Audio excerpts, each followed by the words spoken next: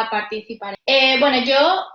voy a hablar concretamente de, como ya comentaba Adrián, del uso de herramientas estadísticas, bueno, del uso de herramientas de creación de perfiles por parte de los servicios públicos de empleo, centrándome en el caso del algoritmo austriaco. Un poco por explicar los riesgos que estos sistemas pueden entrañar, pero también la utilidad que pueden tener. Bien, el uso de herramientas estadísticas de creación de perfiles por parte de los servicios públicos de empleo puede contribuir a destinar recursos públicos de manera más acorde a las necesidades de cada persona demandante de empleo. Es por ello que lo primero que quiero dejar claro es que estas herramientas pueden ser enormemente útiles. Y estas herramientas, en versiones muy sencillas, llevan siendo utilizadas en varios países ya desde hace bastantes años. La OCDE, por ejemplo, publicó un informe en el año 98 sobre la utilización de herramientas de creación de perfiles para la detección temprana de personas en riesgo de convertirse en desempleadas de larga duración. Y en este informe se mencionaba que, por ejemplo, países como Canadá, el Reino Unido, Estados Unidos o Australia ya utilizaban esta clase de herramientas. Lo que sí que es una novedad, por supuesto, es que ahora mismo, por ejemplo, en el caso que voy a comentar yo del Servicio Público de Empleo Austriaco, de la AMS, el algoritmo que utiliza, el sistema automatizado que utiliza, utiliza tecnologías de aprendizaje de máquina que tienen una capacidad para procesar datos enorme y que además tiene capacidad de ir aprendiendo a medida que recibe, que se retroalimenta de los propios resultados, ¿no? que se van generando. Pero una cosa que sí que me gustaría apuntar es que el debate que se ha generado en Austria en torno a la utilización de este algoritmo, bueno, el debate que se ha generado, tampoco se aleja tanto de los debates que en los años 90 tuvieron lugar en relación con el uso de herramientas similares, aunque mucho más sencillas, en los países que he comentado. Estos debates se centraban sobre todo en torno a la forma en la que, a las decisiones que se toman sobre la forma en la que se utilizan estos sistemas. Sobre todo en relación a cómo clasificamos a las personas y para asignarles luego recursos públicos y sobre todo cómo se asignan estos recursos. Y esta es la clave un poco del sistema o del problema del sistema que se utiliza en Austria. Bien.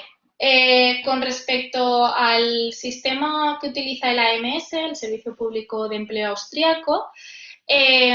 este sistema, que es un sistema que tiene un 85% de precisión, comenzó a utilizarse en fase de pruebas en el año 2018. Este es un sistema cuyo desarrollo se encarga a un instituto privado de investigación y que esto creo que es un elemento que también tenemos que tener muy en cuenta, que quién desarrolla los sistemas que se utilizan en el sector público. Bueno, el objetivo de este sistema es clasificar a las personas solicitantes de empleo en diferentes categorías en función de su probabilidad de encontrar un nuevo puesto de trabajo. Este sistema se pone en marcha definitivamente el año pasado, en 2020, en principio, por ahora, se supone que es un sistema de apoyo al personal, es decir, las decisiones finales las toma el personal del AMS, del Servicio Público de Empleo. Este caso, este supuesto que estoy explicando, la utilización de este algoritmo es especialmente interesante e importante, entre otras cuestiones porque refleja una de las grandes preocupaciones que se generan en relación con la creciente utilización de sistemas automatizados, que es la perpetuación de las situaciones de desigualdad, cuando estos sistemas afectan a las personas. En concreto, yo sobre todo me voy a centrar, aunque bueno, cubriré varios elementos, pero sobre todo me centraré más de cara al final en los efectos que tiene sobre las mujeres. Bien, pasando ya a explicar un poco cómo funciona el sistema. El sistema contiene dos funciones que predicen dos objetivos diferentes. La probabilidad de una persona de encontrar un empleo en el corto plazo y en el largo plazo. La primera función predice el objetivo a corto plazo, esto es la probabilidad de que la persona demandante de empleo consiga un puesto de trabajo durante al menos 3 meses, durante al menos 90 días, dentro de los 7 meses siguientes a como demandante de empleo, a los 7 meses siguientes a darse de alta como demandante de empleo. Y la segunda función predice el objetivo a largo plazo, que es la probabilidad de que la persona demandante de empleo consiga un puesto de trabajo durante al menos 6 meses, que son, bueno, son 180 días, dentro de los 24 meses siguientes, dentro de los 2 años siguientes, desde el momento en el que se dio de alta como demandante de empleo. Bien. Una vez los datos, que luego repasaré cuáles son las variables, algunas de las variables que se tienen en cuenta, una vez que los datos de una persona han sido procesados por el sistema y este predice sus probabilidades de conseguir un nuevo puesto de trabajo o en el corto y en el largo plazo, se clasifica cada demandante de empleo en una de estas 3 categorías. Entonces, las personas cuya probabilidad de encontrar un nuevo empleo en el corto plazo es del más del 66%, es decir, las personas que en la función 1 el resultado es de más del 66%, son clasificadas en el grupo A. Las personas cuyo resultado en la función 2 es de menos del 25%, son clasificadas en el grupo C. Y el resto de la población se clasifica en el grupo C y también todas las personas menores de 25 años, independientemente de cuál sea el resultado. El Instituto de Investigación, al que se encargó el desarrollo de este sistema, justifica la elección de estos umbrales porque permiten una mayor acumulación de casos con errores y ambigüedades en el grupo B, que, como comentaré después, es el grupo al que se dirigen mayor cantidad de recursos. Así, bueno, de manera un poco sintética, se puede decir que las personas en el grupo A son las personas con probabilidad alta de encontrar un nuevo empleo, el grupo B con probabilidad media y el grupo C probabilidad baja de encontrar un nuevo empleo. Bien, con respecto a los datos y variables, que aquí es ya donde empieza a generarse el problema. Bueno, en primer lugar, como como casi todos los sistemas automatizados, el sistema de la AMS fue entrenado antes de la puesta en funcionamiento con datos históricos relativos a aquellas personas que han sido demandantes de empleo en el pasado y cuándo han conseguido un trabajo según sus características. Este sistema analiza una serie de datos, la procedencia de la información que analiza es información que obra ya en poder de la administración pública, no hay información que se recoja específicamente para ser utilizada por este sistema. La información que utiliza es la que las personas solicitantes de empleo incluyen en el formulario de alta como demandantes de empleo y luego datos de la seguridad social. Entonces, todos los datos son reutilizados y esta reutilización está específicamente autorizada por la ley austriaca de servicios públicos de empleo. Entre los datos que se han por el sistema encontramos, por ejemplo, el sexo, la edad, la nacionalidad, si la persona demandante de empleo tiene menores a cargo o si es una persona con discapacidad. Entonces, por ejemplo, ser mujer puntos, ser hombre suma puntos, ser mujer con menores a cargo resta puntos, pero ser hombre con menores a cargo no tiene ningún tipo de efecto. De hecho, ni siquiera se valora que haya un hombre con menores a cargo. Tener más de 30 años también resta puntos y resta todavía más puntos para las personas que tienen más de 50 años. Tener discapacidad también resta puntos y ser nacional de un Estado no miembro de la Unión Europea también resta puntos. Entonces, en general, a cuantos más grupos vulnerables o desaventajados pertenezca una persona, mayores son sus probabilidades de ser ubicada en el grupo C. Esto es, en el grupo de personas con una probabilidad más baja de encontrar un nuevo empleo. Además, no solo se tienen en cuenta datos como los que he expuesto, sino que también se tiene en cuenta el historial de empleo de cada persona. Y aquí cabe puntualizar que en función de los datos disponibles en el historial de empleo de cada persona se utilizan diferentes modelos. Entonces, cada demandante de empleo se clasifica en una de 4 poblaciones estadísticas. En primer lugar, aquellas personas que tienen un historial de empleo completo, que es aquellas personas que tienen los datos, su historial de empleo, o sea, los datos están completos para los últimos 4 años. antes de convertirse en demandantes de empleo. Y entonces este modelo sí que más o menos está publicado, sí que se puede acceder al contenido, etcétera. Pero luego hay otros modelos que se utilizan para aquellas personas cuyos datos no están completos y que no están disponibles, no han sido publicados. Y estos modelos son los que se utilizan para las personas demandantes de empleo con un historial de empleo incompleto o fragmentado, que son, por ejemplo, las mujeres que han paralizado su vida laboral para dedicarse al cuidado de hijos o de otros familiares o de personas, demandantes de empleo con un historial de migración y personas jóvenes. Las personas que se ubican en los grupos con historiales incompletos además tienen una mayor probabilidad de ser clasificadas en el grupo C, con la excepción de las personas menores de 25 años, porque estas automáticamente, como ya he comentado, van al grupo B. Esto tiene sentido si tenemos en cuenta que en estas personas suelen concurrir variables a las que se atribuyen puntuaciones negativas.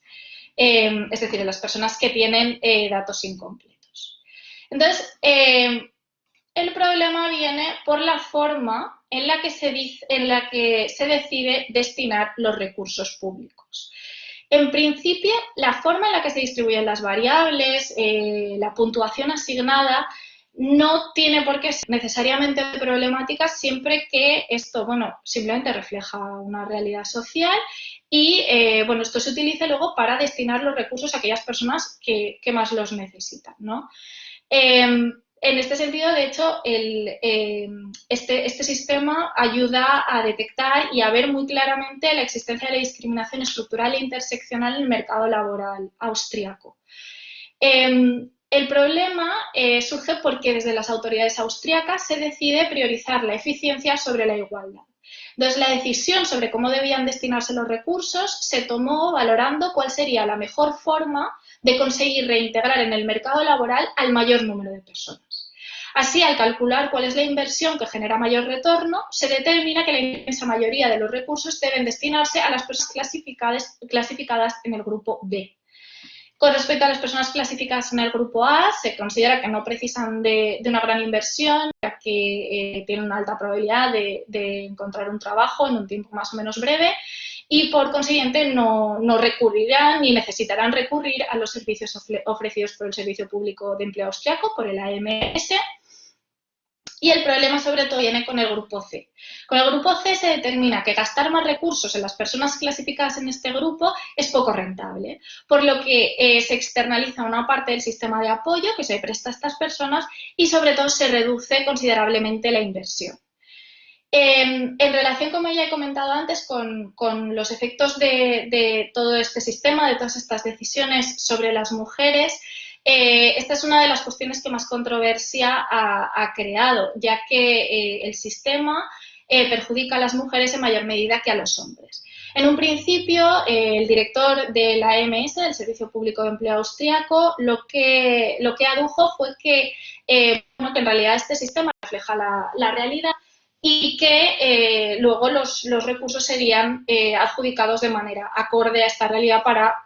ayudar a aquellas personas que más lo necesitasen. Pero en el momento en el que se decidió priorizar al grupo B y reducir la inversión al grupo C, este argumento, esta justificación decae.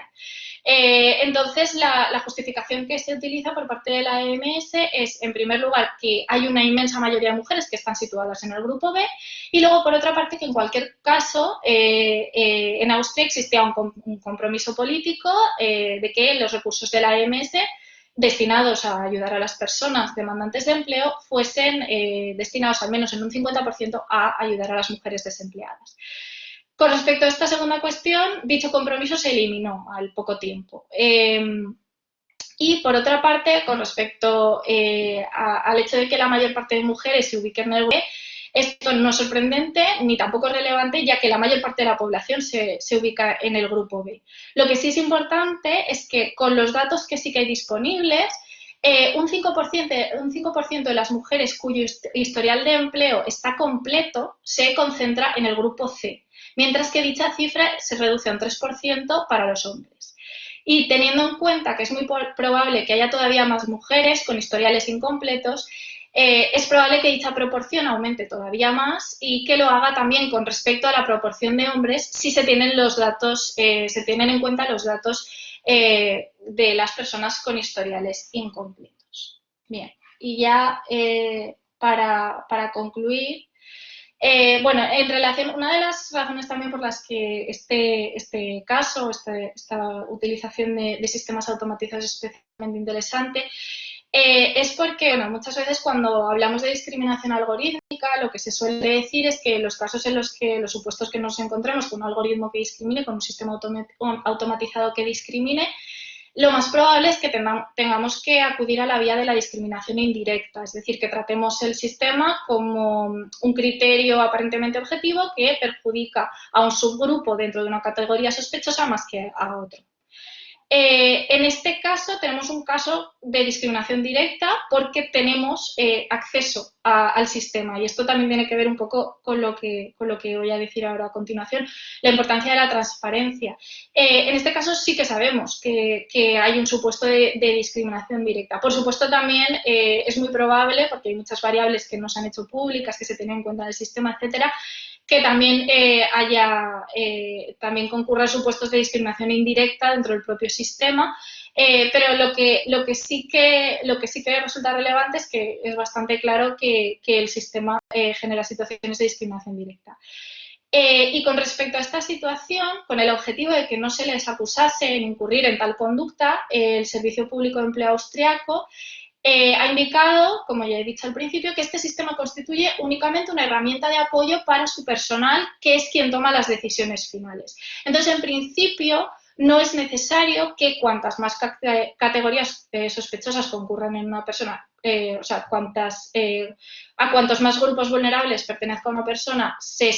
termine situando en el grupo C, sino que, bueno, el algoritmo, el sistema genera una propuesta y luego es el personal, la persona encargada, quien decide. El problema es que se ha demostrado que los seres humanos tendemos un sesgo claro a favor de la máquina, a creernos y a simplemente ratificar los resultados que da la máquina, aunque sí que es cierto que las personas especializadas en ámbitos en los que se utilizan más algorítmicos, como es el caso, las personas que trabajen en el AMS, están acostumbradas a lidiar con estos casos, sí que son más capaces de detectar sesgos o errores en los algoritmos o predicciones, clasificaciones que no son apropiadas. Pero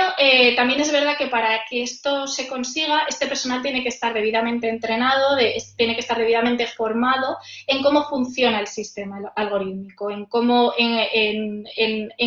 detectar esos sesgos, en cómo se pueden llegar a producir y simplemente en el hecho de que se pueden llegar a producir. Como ya he dicho, es muy importante resaltar la importancia de la transparencia, porque la razón por la que se ha averiguado que la forma en la que se usa este algoritmo, este sistema, produce resultados discriminatorios para determinados grupos, es que el contenido del modelo y la puntuación otorgada a algunas variables se ha publicado, bueno, el contenido de uno de los modelos utilizados se ha publicado y también algunas de las variables, y aún así todavía hay mucha información que no está disponible. Entonces, realmente no podemos llegar a saber hasta qué punto el sistema realmente perjudica a personas en situación de vulnerabilidad.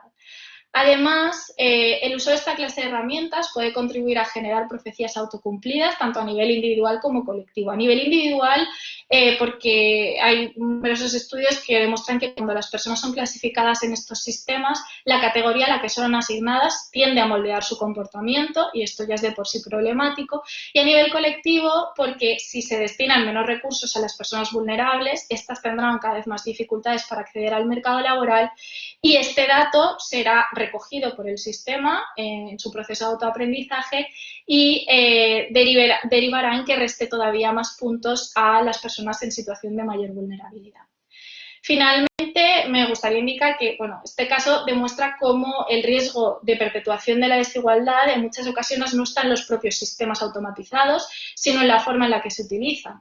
Este sistema podría haber contribuido a dirigir más recursos a personas en situación de mayor vulnerabilidad o incluso ser una primera fase para averiguar cómo ayudar a estas personas de la manera más efectiva posible. Sin embargo, los objetivos políticos por los que se ha optado han terminado por situar estos grupos de la población en un creciente riesgo de exclusión. Por tanto, creo que es muy importante, que es algo que siempre quiero resaltar, que no adoptemos actitudes tecnófobas, sino que sepamos cómo utilizar estos sistemas. Muchas gracias. Muchísimas gracias, Alba. Bueno, yo creo que ha quedado muy claro y la verdad es que muy interesante